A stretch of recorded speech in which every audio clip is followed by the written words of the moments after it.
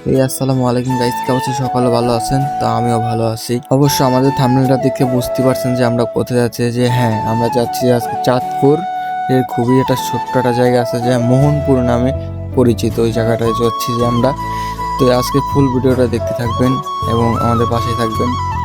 তো সকালবেলা আমি রেডি হয়ে প্রস্তুতি নিলাম। তো রেডি হয়ে প্রস্তুতি নেওয়ার পরে এখন রওনা দিব আর কি ওই জায়গার উদ্দেশ্যে। তো ফাইনালি আমি এখন রেডি হয়ে গেছি।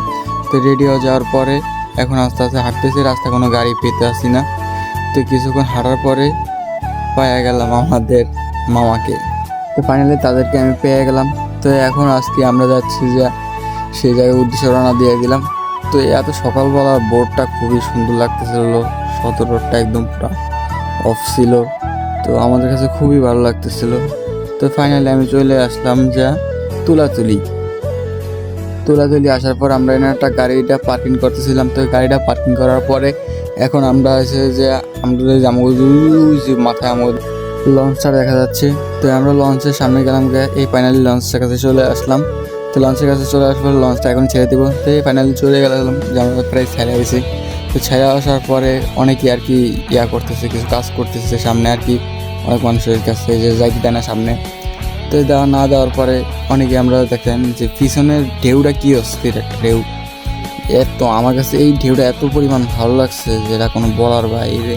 তো ফাইনালি আমরা চলে আসলাম ওই জায়গায় লঞ্চটা বিরানোর পরে। তো এই জায়গাটা অত সবাই চিনবেন যে মোহনপুর নামে একটা এলাকা পরিচিত থাকবেন অনেকেই, হয়তো বা অনেকে আমাদের ব্লগটি দেখতেছেন, তো অনেকে চিনবেন।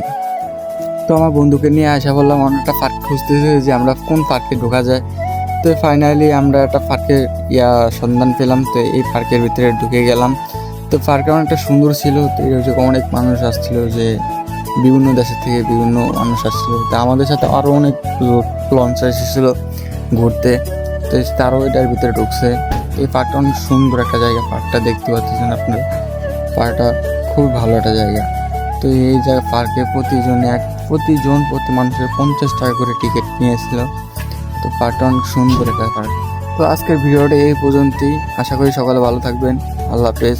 আর আমার ভিডিওটা ভালো লাগলে অবশ্যই লাইক কমেন্ট শেয়ার কমেন্ট করতে অবশ্যই ভুলবেন না। তো এটি আমার যে ফার্স্ট ব্লগ, আশা করি কেমন হয়েছে জানাবেন সবাই। আসসালামু আলাইকুম।